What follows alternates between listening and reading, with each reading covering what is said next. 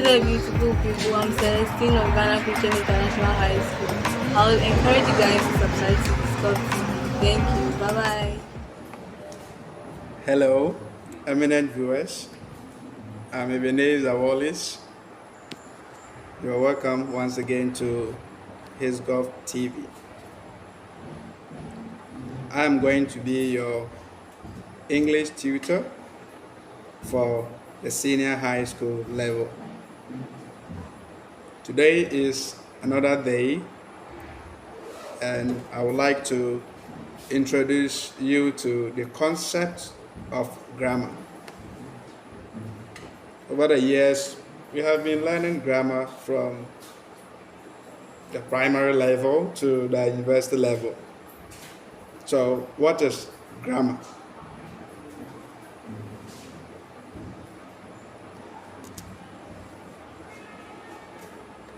Our lesson objectives are: 1. This study is to provide a suitable definition for the term grammar as used in English. And then 2, we are to identify the two main divisions of English grammar with respect to the narrower science of grammar. You know, the language as we have has a broader science of its concepts when we talk of the issue of grammar. But we are going to focus on a more narrow sense of the concept of grammar. So what is grammar at all? As a linguistic term, grammar is a generic term that can be viewed from a broader or narrower sense. Broadly, the grammar of the English language refers to the entire language system. So, on a more broader sense, the grammar of the English language refers to the entire language system. Scholars who subscribe to this ideology believe that the grammar of the English language is the whole language system that is spoken. Thus, once an individual is able to speak the language, he or she knows the grammar of the language. A notable scholar who subscribes to this idea is David Young. So Young believes that the grammar of the language is the system or the linguistic system by which we communicate, which projects the idea that the grammar of the English language is the entire language system. But in a more narrow sense, grammar is seen as inflections and syntax. Thus, grammar embraces morphology and syntax. So morphology, the study of morphemes. That is how morphemes are combined to form words, and how words are also used in the language. So morphology specifically deals with the study of morphemes and words. And then syntax has to do with the idea of the ordering of the words. The ordering of the words. Now, words are ordered in certain manner to achieve a more acceptable grammatical constructions. Now let's move on to grammar as inflections. What is grammar as inflections?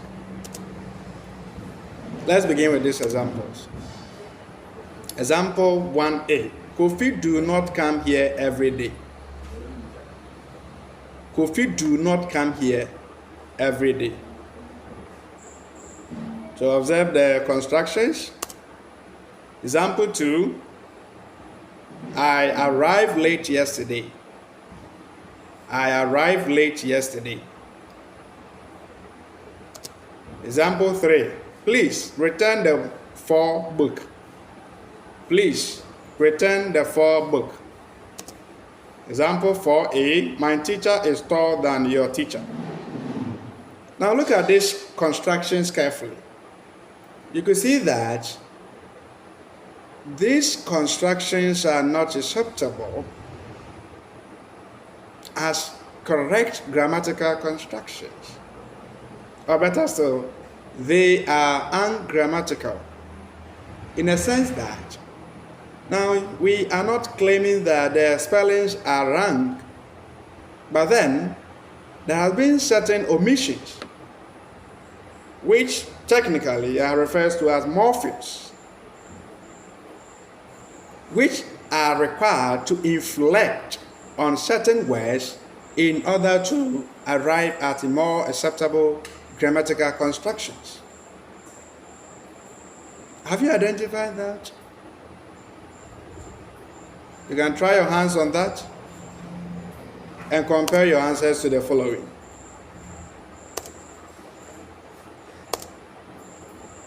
So example 1b, Kofi does not come here every day. Now you can see that this construction is more acceptable because of the addition of what is referred to as a morpheme. Now we refer to them as inflections simply because they are not changing the word when they are added to the word, but they just inflect on the word in order for it to be more acceptable. So when you look at the structure, Kofi, do not, as we have in the previous sentence. Kofi, do not. Now, do is a plural verb, which is supposed to be going with a plural subject. So, to have the construction, Kofi do not come here every day, it's unacceptable, it's ungrammatical. Now, in order to achieve a very good grammatical construction, you don't change the meaning, but you just inflect. You just inflect on the word do to achieve a singular type or a singular version of the verb. That is inflections. Example 2, I arrived late yesterday. So 2b, you can see that in the previous one, the omission of the morpheme D doesn't permit it to be more accepted or to be accepted in the language as a grammatical construction. So as far as inflections are concerned,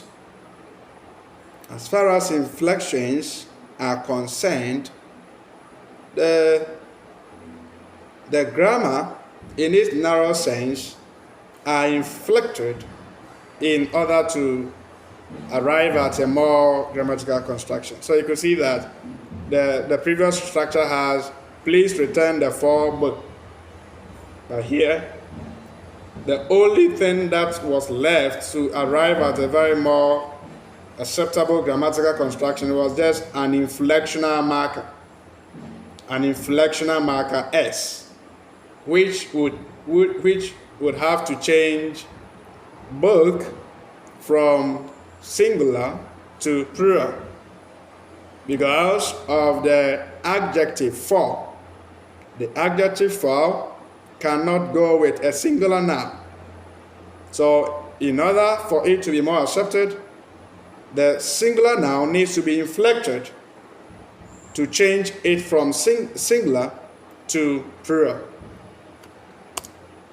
And then considering the 4b, example 4b, my teacher is taller You see, taller than your teacher.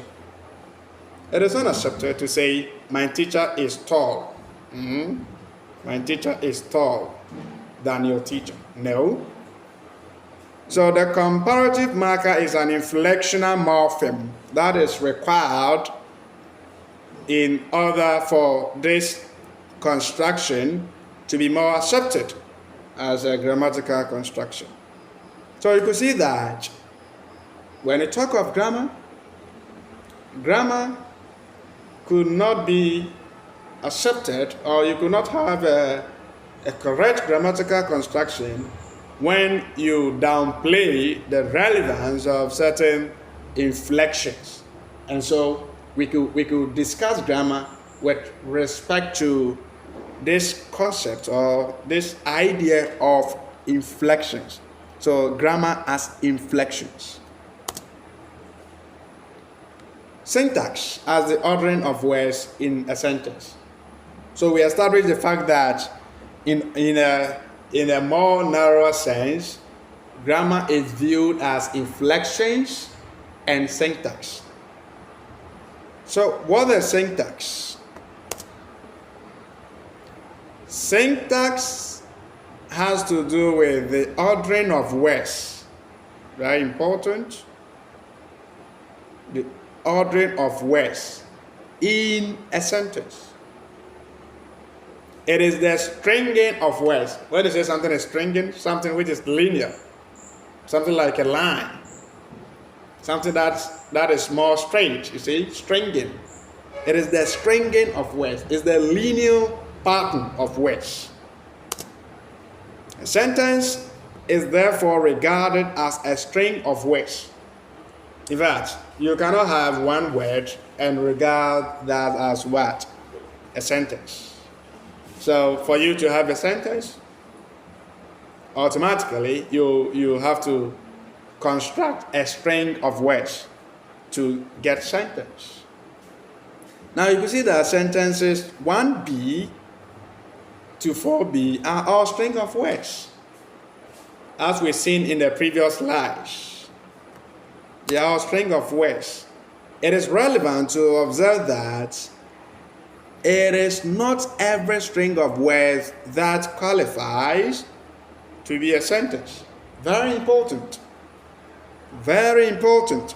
Consider the examples below.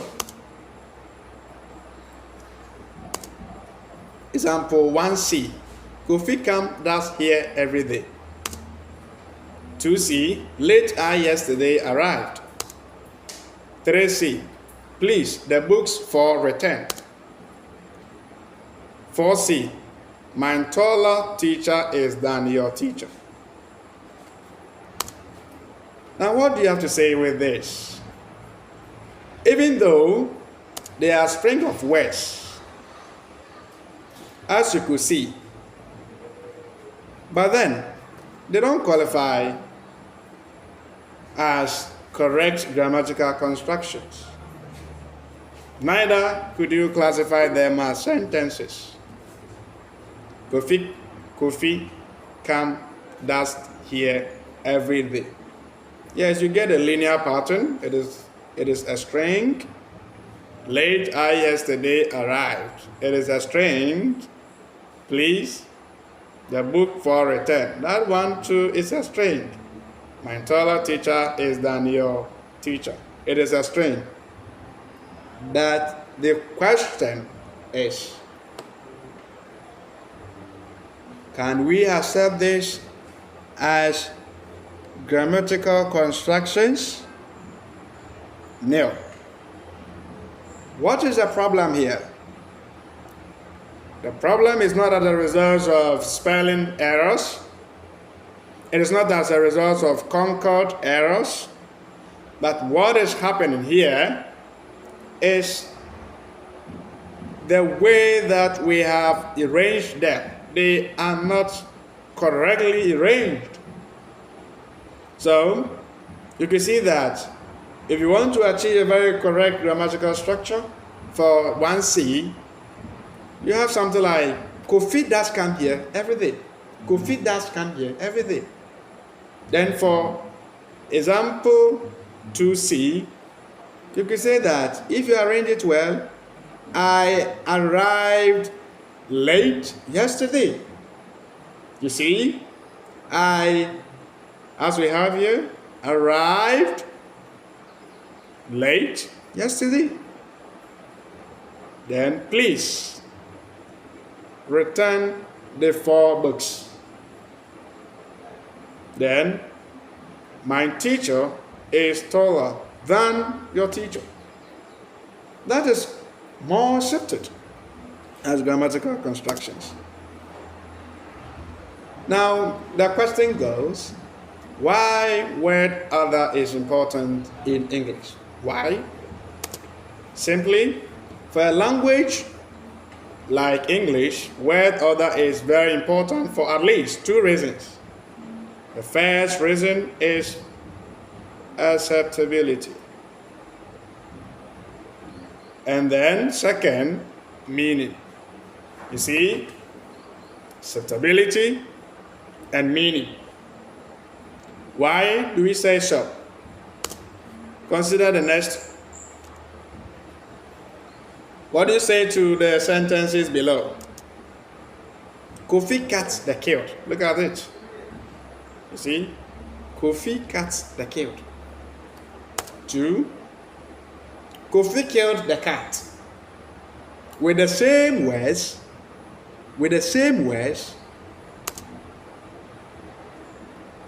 Example 7. The cat killed Kofi. So example 5. Kofi cuts the killed. Example 6. Kofi killed the cat. Example 7. The cat killed Kofi. What do you have to say with respect to these examples? Now look at. Can we accept example 5?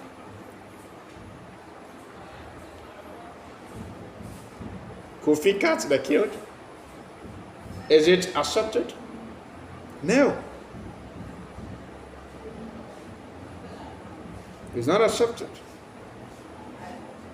And also, it has affected the meaning. Kofi cut the killed. The meaning is not clear in this construction. But when you consider 6, with the same words, because it is correctly ordered. You can see Kofi killed the cat. And that is more accepted. Kofi killed the cat. And this is accepted into grammar. You see? This is accepted into grammar. Now look at the second one with the same words. Example 7. The cat killed Kofi. The cat killed Kofi. Now you can see that comparing example 6 to 7, the only problem is that the meanings are not the same. They are both accepted as grammatical construction. The cat killed Kofi, yes. Probably that could be very strange, but it's accepted. It's grammatically accepted. But because of the way we've arranged the words in this string of sentences or string of words, the meanings have been affected. So, word ordering or word order is important in the English language because of 1, acceptability, and then 2, meaning.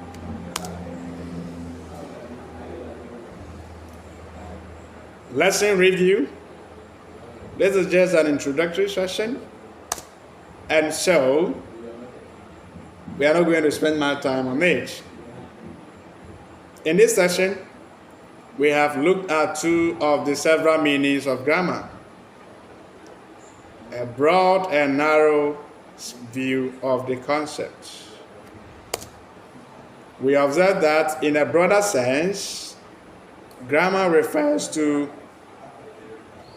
a whole language system while grammar is restricted to inflections and syntax in the narrow sense. Thank you very much for your rapt attention. Have a wonderful day. Do not forget